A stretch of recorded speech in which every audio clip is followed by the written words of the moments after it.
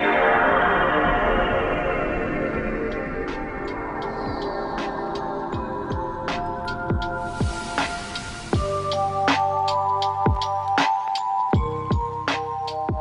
and welcome back to GlitchCube, our gaming podcast, and each week we take a deeper look into the art of video games. As always, I'm Christian. And I'm Chris. And welcome back, everybody. Thank you for joining us once again as we dive further into the world of games. Man, that was really hard this week for me. I feel like I'm really getting tripped up on our own title there. Gosh, it's only been 281 times officially, which is kind of crazy. Did you realize that? We're almost at episode 300, man. Like, we're right there. Where's 300? Oh, I remember when we did the early episode where it was about depression. And I'm like, man, I feel so long. I feel like we need to revisit some of these old topics. I think that would be really interesting, right? Because some of these were from 6 years ago now at this point. And games have definitely evolved and changed and how they tell stories. And I feel like there's definitely a lot more examples on how to deal with things like depression or just like that whole like social xenophobia episode we did, or right, like even like the idol episode. I was like thinking about it, like, man, we did an idol episode. And it was like what, Cookie Clicker and something else. I'm like, man, they've evolved nowadays, idol where it's like a desktop now. Buddy, like it can just like blend on your background, be in the background, or even, which is amazing. Yeah, it's like they make it so interactive now compared to how it used to be that I'm like, it's totally different from that episode. Like it'd be fun to revisit some of these. Yeah, maybe we'll revisit some of those this year. I think that might be a fun idea there, because you never know what's going to change. Like every 5 years, just kind of giving a nice little update on that stuff, I think would be a good one. Or even like how some games are actually now being prescribed for ADHD. Did you know that? Like the actual gameplay, along with medicine, are being prescribed to patients for ADHD to help them focus. So it's not just with Alzheimer's anymore; it's also gaming too, which is really interesting. Yeah. So there's some cool stuff that I think that we can definitely dive into. Why not, right? Hey, yeah. We're almost at 300, man. At this point, we can talk about whatever the hell we want. Exactly. We can talk about adult games on Steam. No. Oh, not prepared for that. The Nintendo eShop random hentai games that keep popping up. Yeah, that's even worse. You know, like Steam, I get it, right? It's PC, but on the but when you look at the eShop, it's like, man, I don't know. It's kind of weird. I'm not expecting to see boobs next to Mario, right? Yeah. And I don't think that's filtered out for the kids to be looking through that stuff, right? Like, that's all there. Don't think so unless you make a kid account, but I don't know, actually. Huh. It's still so jarring. I feel like every time I'm scrolling through the eShop, I just don't want anyone to be looking. You just never know. Yeah. It's like, I swear, I'm not looking for this. It's just everything. The last 20 recent releases are all the same crap. So, yeah. It's like, here's bigger boobs. Oh, here's even bigger. Oh, they're bigger than the whole body itself. It's like, and then there's Mario vs. Rabbids, but it's also big boobs. No. The Rabbids got big boobs and big dongs. Oh, gosh. And they look like just a big dong. They kind of do. Ears. Yeah. That's weird. Oh, gosh. Okay. Anyway, so this week, what we're going to be doing, we're going to be diving into our February book club, gaming club of the month thing. We still need to figure out a good name for it, but at this point, why don't we just run with that? Make it awkward, make it weird, right? But this for February, we were running through the game Fable because of the announcement of the new Fable game that's going to be coming out later on. The new one looks really good, looks really interesting. I know that when I was growing up, Fable was a game that I watched some of my friends play, but I never actually got my hands on it. And it looked really funny, right? Like there was the obscurity of just running up to random villagers and farting on them and then cutting their heads off because why not? And then getting a badass haircut, right? Like that was basically all I knew about Fable for a very long time. Because that's all my friends would do. They treated it like GTA, right? It was a farting game. Yeah, you could just fart everywhere. So, yeah, I mean, it was interesting trying to get back into it. I have some gripes. I, unfortunately, wasn't actually able to finish this one. I don't know what it was. I know that a lot of people really enjoy Fable, but I don't know. Maybe it was just the I'm not in that age group to appreciate it anymore. I don't know what it is. Like I feel like my gaming taste has definitely changed a lot over at least the last couple of years, and I am noticing that. I did notice that actually today. There was one of my students was trying to show me Ultra Kill, and I was just like, "That's cool. What do you do?" And I just Hell didn't yeah. like. I don't know. There's something Oh. about it. I was like, that looks fun for a little bit, but I wouldn't spend any money on that. Right? Like, I don't know. I feel like now because I'm older, like weighing all my choices with the fact that it costs a lot of money is Mm. definitely hindering me from playing certain games. Now, I know, yes, Fable, there are emulators and things like that, right? But if you want to do it right, yes, you can get that version on Steam too, But Is it the on Game Pass? it's on Game Pass, kind of. Okay, so here's my first gripe with that. I was trying to play the game on Game Pass. Technically, yes, it is, but it is on the cloud service Game Pass. You cannot download the game. Okay. Oh. For some reason, that game is locked to the cloud service one, and it is notoriously buggy. It does not run good. Like I've done cloud service games before on Game Pass. Like I've played, I opened up Dragon Quest 11 on my phone, and it was fine. Like it ran. I was like, this is silly. And then I play Fable on my PC, and it doesn't run. Like it just keeps crashing. So that was not an option for me. I tried going that route. Couldn't see myself spending $20 on that game right there, so I decided to just get an emulator of it real quick. But so the version I had, like, it was the original version, and maybe that's also why it was pretty hard for me, because those graphics are so milky and blurry. Mm-hmm. It's not really that enjoyable. So that could be one of the big reasons why I kept bouncing off of it, and it was so difficult for me to really dive into this game. But I don't know. Like, what were your initial thoughts on Fable, like, when it first came out, right? Like, did you see anyone playing it? Did you read about it? What you got? When it first came out, I'm trying to remember the release date. Let's see. I think it was 2004, right? The original. That sounds about right, because I here's the think I new one. was Yeah, I was in high 2004 school. September. Yeah. That So was freshman year for us? Yeah. Yep. So I remember in the magazines, because I was super big into reading gaming magazines around that time. And yeah, everyone was like, you can fart on people. You can go to the bar and get drunk, throw up, and you can do all kinds of stuff and get your hair cut and all that. And I'm like, this sounds amazing. And like you said, it sounded like a fairy tale GTA. And I was like, I need this. I did not have an OG Xbox back in the day. I just barely owned one last year, which I modded, and now I have all of it. But how do you like that controller? Are you using the big boy controller? I have the S and the Duke. Well, I have like a knockoff of the Duke, which is even bigger than the regular. That thing was huge Duke. already. Is it just like a ball? Dude, it is like, it feels so weird to hold. Like, I need to show you a picture of it, because it is bigger than the default Duke. Oh my but I can't even imagine. It so I never really got around to playing it. And when I got a 360, I never thought about, playing the original Fable. But I remember seeing and hearing about it, and I was like, this sounds amazing. Like, this sounds like the kind of game I want. Now, remember, most of my life up to that, the only really RPGs I was into were like turn-based, JRPGs, stuff like that. Mm-hmm.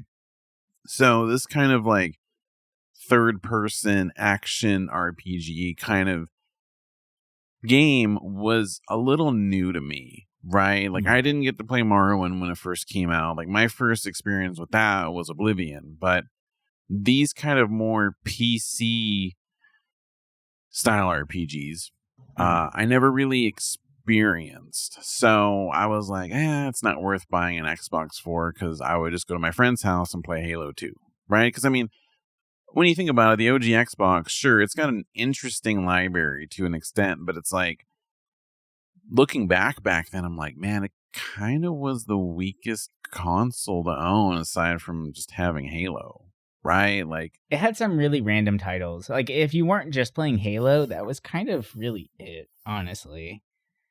Yeah, and like I was a The big Xbox was RPG made guy, for and it. there was like 2 on there, and they weren't really good. So there was that. And at that point, like, I already had my PlayStation 2. I ended up getting a GameCube because, you can't really go wrong with Nintendo. And I had gotten a Dreamcast on like a stupid clearance price. And I was like, you know what? These 3, I don't need any other console ever again. And I mean, true to this day, still, I mean, you have those 3 consoles, you're kind of set for, a decade if you really want to think about it. But going back to Fable, it's like, I did not experience a Fable until Fable 2. So when that came out, I was like, okay, I'll try it out because I have a 360 and I always wanted to see it. And I loved Fable 2 a lot. And then Fable 3 came out and I was like, this kind of sucks. But it wasn't terrible. It just was not as good as the second game. Right. Now, this version I played is the Anniversary Edition, which is like the complete edition of it on the 360. So it has the Lost Chapters DLC attached to it. And it's cool because it does not feel like DLC in a sense of how it plays in the game, because it's basically right after you beat the game, it pushes you to be like, oh, you can go do this right now. And it's like, oh, here's a whole, another like 10 hours of game right there. But yeah, so playing this, it was interesting because I had all these expectations, and I would say, like, if I had played this back in the day, I think I would have enjoyed this game a lot more. And I did enjoy this game to an extent. I do think that, I don't want to say it feels dated, because I play a lot of older games, and I feel like that'd be kind of messed up to say in, like, the control spectrum of it. I just think that combat was not as fluid, in my opinion. Like, the switching between magic and stuff like that, it felt clunky, at least in the version I was playing. So for me, it was kind of like, okay, you have your 3 buttons, now you have to hold and press this other button to kind of scroll through the other spells you want to use. But I kind of always just ended up using the same like 4 or 5 spells, right? Like the shield, and then Berserk, Multi-Strike, and just one-shotting everything. For this playthrough, I did go evil on top of it, which made the game really interesting, because when I played Fable 2 and 3, I was good. So this game, I pretty much went full evil, right? And it made the game a lot more interesting. I'll put it that way. That might have helped me really get into this game, because obviously we're going to talk about some spoilers with this, but, with your rival that you get, Whisper, there's a part in the game where when you fight them, you can either, be okay with them or, kill them. Right. And I was like, screw it, I'm going to kill them, because they always were talking crap on me, right? They call me farm boy, all this stuff. Right, yeah. And it's like, everyone's like, oh my God, you did that. And then like her brother's like, I'm going to kill you one day. And I'm like, okay, buddy. Yeah. And later on, like, you have a duel with him. And then in the DLC, you actually do fight him if you're going the evil route, which is kind of cool. The DLC makes it interesting because if you're good, you have to do a lot of backtracking and getting items and stuff to progress in it. If you're evil, you can just start killing people. And it made it very interesting. I was like, dude, I feel like being evil in this game, it really ramps up the further you progress in it, which I thought was really cool. I feel like a lot of these games, it just always feels leveled. Like, I think about the Mass Effect games, and Renegade never felt truly evil. It just always felt like I degaff about other people, whereas this game's evil is like, oh no, I'm going to side with the bandits and make sure you're robbed. Right. Right. Well, you can go full like murder hobo on everybody, right? Like, it's... Yeah, you can kill everybody in a town and buy all their properties, and then rest for a day or two, and then people can come in and move in or rent your house, and you're just starting making bank. Like Right. towards the end of the game, I murdered this whole town, bought all the properties, rented out all of them, and I was just making so much money. It Right. was insane. It was awesome. And so this game did some really interesting stuff. And as I was playing this, I kept having to remind myself, like, came out more than 20 years ago. So experiencing a lot of the things in this, I'm like, wow, it really did a lot of things different for the time. You know, the Well, it morality was, system was yeah, I so was about to in say depth, that. surprisingly. Like, I don't really think, like, I know there were some morale systems in games before it, but it was never like where you I feel had like a this was the meter. most in-depth one, and it was the most like Yeah. forward-playing focus, right? Like a lot of games have it where like, oh, your decisions matter, but it's like stats that kind of get changed in the background that will change Yes. which cutscene you get later on or what ending you get later on, that kind of stuff, right? But you can actively see your meter in this one, which I thought was Hmm. actually like when it first came out, I was very fascinated with that idea where like your abilities even changed color based off of where you're at currently. I think didn't Yeah. Infamous kind of run with that as well after a while? Like you can go full bad, full good, and change the Yes. color. Yeah, so like I think that system for what it was right is very interesting and very new, fresh, right? Like it definitely gave this game a lot of life, right, and a lot of clout. But it's yeah, I think that was the coolest thing. I think the biggest problem though is that the good route wasn't as fun as the bad route, right? Like I feel like the good route was just I'm gonna go through the story as fast as I can, basically, because it wasn't. I don't know. I feel like being bad, you get the cooler looking equipment, right? Like you can just kind of do what you want to, and you kind of break the game in that sense, right? Where you can do whatever the hell you want. Like you become the ultimate like power itself. So I don't know. It really felt like the game was kind of leaning players that way.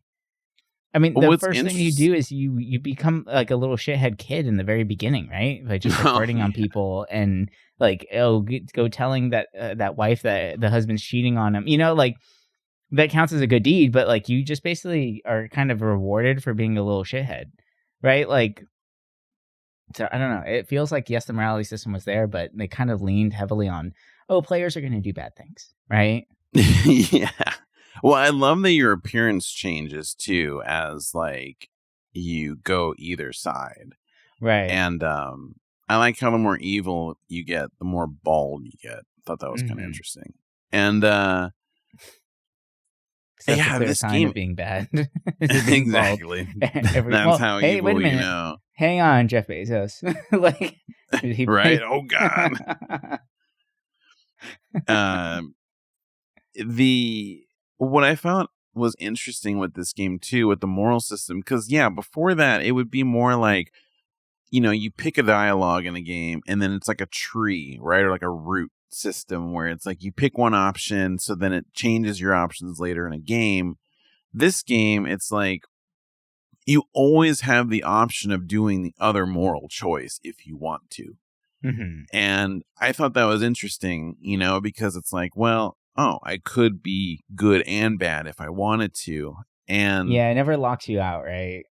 Which is the other nice. thing with this, it's kind of hard being fully bad because killing monsters gives you good points. And That's true. other things do give you good points just by doing quests. So it's like you always have to kind of like balance it out by doing evil things to get rid of that. But yeah, the story to this game, it was kind of, you know, it was very basic. You know, you're becoming a hero right after your village burns down, and then you Mm-hmm. find out who burned it down, and you kind of have a face off with that person. And Mm-hmm. the story has some interesting little like hooks to it, but it's nothing, you know, deep at all. And I mean, I guess that's fine because I mean, think about it. This game is kind of an open world ish, and it's, you know, it's linear, but it's not. You have And freedom to go and do what you want, but Yes. Yeah, but not the freedom to reign around the entire world. Yeah, it's like little stages. Yeah. And I think a big thing about it is like for what it's doing, I thought the story was good. I think the DLC made it a lot more interesting, but Mhm.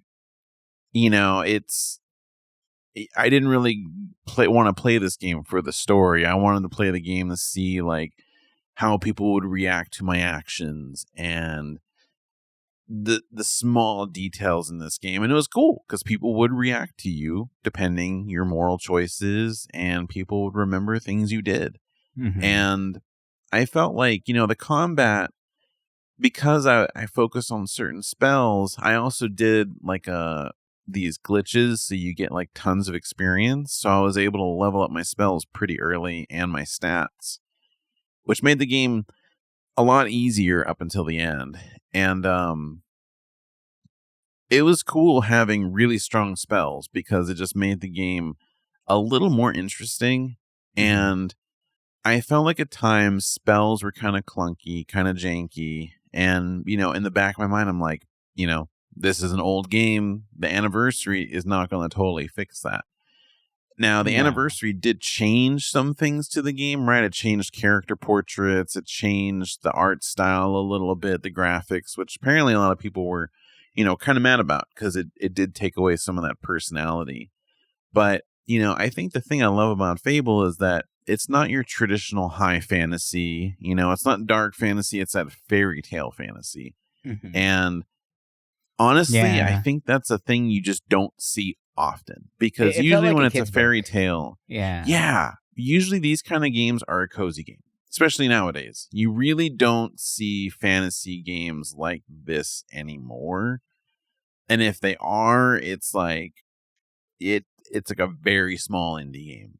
And Right. trust me, I love the fairy tale kind of fantasy because it's just different. It's not your typical elves, dwarves, all this kind of stuff.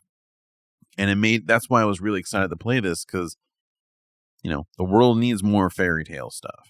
Mhm. And I think this game did a really good job at it. It really did feel like I was playing in a storybook. And I think that's something I really respect with it because while, yes, you can be pretty evil in this game, I think the humor balances it where it you never feel like you're going crazy. Like it's always kind of like, oh, this is kind of goofy. And Mhm. I really admire this game a lot with its choices. And overall, like I was talking to someone and they're like, well, would you recommend it for, people nowadays to play? Because, Mhm. a lot of these games that are so highly respected and were big game changers during their time, it's like, well, is it worth going back to now when you have like a cleaner game like 2 or even this remake coming out or That's an the interesting reboot? question for most of these classic games. Like, are they playable still? Right? Like, And yeah, and it's like, it especially from this era on, this generation of platform, it's pretty easy to go back to it because mhm. I feel like when you go back to an N64 or a PlayStation game, like it becomes a lot harder to recommend to people, right? Because the controls are much more archaic. And this Mhm. game, in a way, felt really good because you had good camera control. You Yeah. had decent controls in general, and it feels very much like a game that might have come out like 10 years ago. And to me, it's like, would I recommend this to someone who's interested in it? I'm like, yeah. Should you pay full price for it? No. Like, I got this anniversary edition on 360 for like, I don't know, $5. So it's like, for See, me, that's worth $5 it. for this That's game, worth it. it's worth Yeah. it. Like, it's a good game. It's just, is it worth going back to when you have 2? And I still think 2 is more enjoyable to me just because it just feels cleaner, right? Mhm. It feels good. I do think the charm in the first game is a lot higher. Mhm. And that's something that this game has that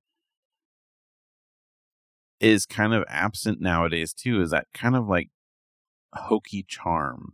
I don't know, like Right. it feels very British in a lot of ways, which Yeah. makes sense, but I don't know, like I just had a pleasant time playing it. And there were parts in that game where I was like, I just want to go back and play it. You know, it was definitely around the halfway point where I was like, ooh, this is getting good. It's a very kind of slow opening. And then it picks up a lot in the middle because there's so many quests you can do. There's so many things where you could be good or evil and just have totally weird outcomes with them.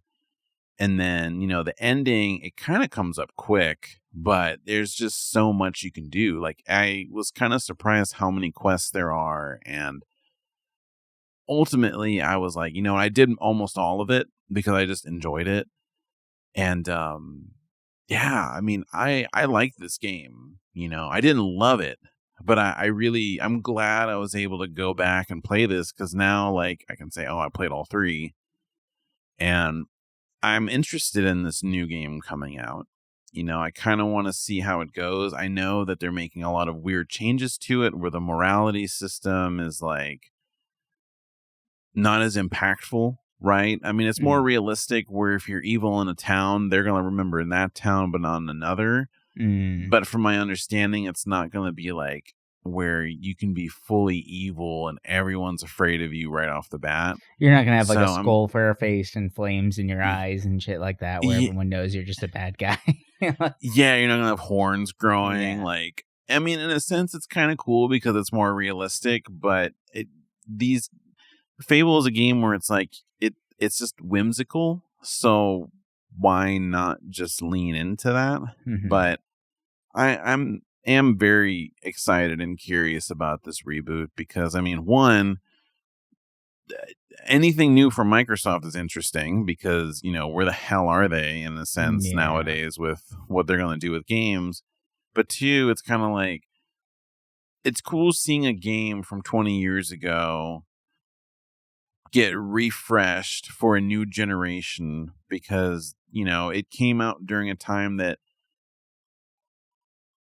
I don't know, I feel like I know a lot of people had an Xbox, but I feel like a lot of people didn't play Fable in a sense that would play it now. So I'm curious to see. I hope they keep that kind of fairy tale charm and humor to this reboot because I think, like I said before, it's something that's very hard to find nowadays, especially done well. And I'm looking forward to it. I am kind of bummed, you know, it's not Molyneux working on it, so it's gonna feel different, right? But I don't know. I mean, I have hope. You know, I don't know. I'm just hungry for more fantasy. I'm curious how you feel about this, right? Like, because it's been happening a lot lately. We talked about it briefly a little bit here. We touched on it with like remakes and revisits and stuff like that to past games, but I'm curious because, okay, yes, they're bringing back Fable, which is interesting, right? It's cool that this game is being brought back. And from a conservation standpoint, I guess it's good because it's keeping it in the overall gaming dialogue. But is it better to leave these games kind of where they're at, make sure that they're available for a conservation standpoint, but continue, like, you know, is this slowing down innovation in gameplay from some of the larger companies? And right, you know what I mean? Like, because we're getting, you know, our Resident Evils, we keep getting Pokemon forever, right? Like these big titles, Final Fantasy, Dragon Quest, right? Like, while yes, it's really great seeing these games come back and people are being able to experience them now, even though it's not the same game. So, like, from a conservation standpoint, do you think that these are kind of muddying the waters of what the impact of the original game was, right? Like, because people's views are now being skewed by this new version. You know what I mean? Yeah, that I could see that. I think, like, I'm always thinking like, oh, it's going to be great for a new generation to play an old franchise, but at the same time, But it's not the same game anymore, right? Exactly. That's why the reboot thing is kind of weird, right? If it would just be like Fable 4, has no, like, I don't know, just something totally different, I think I'd be looking at it differently. But yeah, I think you're right. I mean, my biggest thing is I look at like Final Fantasy VII Remake, right? Where it's like, I think that game is different enough where it'd be easy to recommend, hey, play the original or play this one. They're both kind of two different games in a lot of ways. But I do think that those games are a little easier because the story is what's important, right? The story is important, and the story is kind of different between the two different versions, where it'd be like, the remake does follow along the original, but it's added story that makes the game a little different. Whereas if you reboot Fable, it's kind of like, well, you're just giving it a touch up, and and most of the time when they do these kind of remakes, it pisses off the original crowd. Right? Because they're going to be like, it lacks charm, it lacks this, it's not the same. And half or like the time the it's RE2 and RE3, they were just too short. They cut content. Like, yes, it looked visually amazing, but they did cut a lot of things that made the originals what they were, right? Oh, especially 3. It's kind of like that. They really changed. And that's the problem with these remakes, is sometimes they can be done really well. And then other times it's like the Dragon Quest 7. I think that's another great example of it, where it's like there's so much stuff altered in this version where it's easy to look back and be like, play the older stuff. The only thing is, when we talk about this, a majority of people don't have the option of playing the older stuff. Right. So they're stuck with a mediocre version that's skewing what made these games important, right? And like, I mean, a lot of people also don't think about the time it came out, right? They'll play and they'll be like, oh, this game actually sucks. What's all the hype? But it's like, you have to put yourself in 2004, where it's like, oh, this is new and exciting. Like, this is different. There was no morale system like this. There was no ability to do what you really wanted to in a game, except for like in GTA, right? Like, this gave the player the ability to take control of the game. That's what made Fable what it was. But now that we have so many games like that, and the new one is changing the morality system, is this, I feel like this could skew players' perspective, especially the new generation of players, where now whenever they're, 20 years from now, like, they look back at Fable and say, well, this didn't make that much of an impact on the gaming community, when it in fact did. It's just the remake didn't, right? Or like Fable 4 didn't, right? Yeah. So it's an interesting idea. Like, I love seeing some of these games coming back because it's games that we grew up playing, right? And so it's our nostalgia really feeding into this, but at the same time, it's skewing the impact, right? Like, and we're lacking some sense of innovation in certain other genres that I think can definitely be helped in different ways. So. Definitely. Yeah, I agree. I think there's time and place for this kind of stuff, and then other times where it's like, I don't know, it's almost just best to move on. Like, make the original stuff available, maybe make them run a little bit better, right? Like, just remaster, do it. So that way, if someone's Dragon Quest interested, like 1 and 2 like remaster, right? Where it's like, okay, cool, it's just like a little updated. Thank you, right? Yeah, like, you don't need to remake everything of these games, because it's gonna skew people's thoughts on it. Yeah, it's a tough question though, right? It's a tough idea because you want people to enjoy it, and people's gameplay styles have completely changed nowadays. So yeah, you can't really like put out the same games anymore, which is interesting. If you want to get a wide market and actually be successful, if you want just like us, small group of people that grew up playing the game just to play it, and then yeah, sure, put out exactly what it was. But I mean, like, I get where they're coming from, but yeah. Anyway, all right, so. That was February. Let's talk about March, right? We're already in March, but we want to announce what our next game is going to be for the book club, gaming club thing here. And, Resident Evil Requiem just came out, and it looks amazing. I can't wait to get my hands on it, but $70 is that's a lot, man. Why are games $70 now? It's insane. It's just, I know, it's sad. that's a whole nother conversation. But we are going to be diving into the Resident Evil world with one that might be a little surprising for some players out there, right? We are going to be diving into Resident Evil 6. That's right. The weird giraffe. We're going to be playing the weird giraffe logo, Resident Evil 6, because why not, man?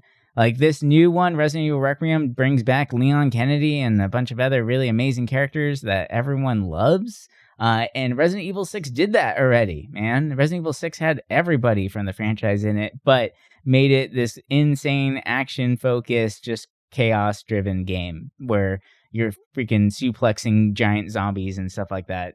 I mean, who doesn't want to suplex a zombie, right?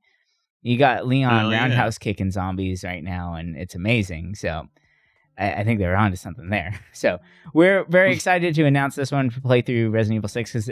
Have you played it at all? I haven't. Like, I think this is fresh. I have not. Yeah, this is fresh for both of us. So this is going to be a lot of fun. And, you know, our boy Leon is in this too, so I can't wait to play through his chapters. I think he's actually the first playable character you can play as for Resident Evil 6. So there's 4 different chapters in this one. We get to, you know, play as all the greatest, right? So you got Leon, you got Chris, you got Jack, right? And then I forgot the last one. But it's going to be a lot of fun. I'm super, super excited to play through this one. Man, can't wait. Just need some mindless, senseless gameplay right now. Exactly. It's gonna be good. But all right. So anyway, that's gonna do it for us this week. Hope you guys have enjoyed this little conversation here in our February book club, gaming club month of the game thingy with Fable. But anyway, we'll talk to you guys next week with some more games and all that good stuff. But until then, bye for now.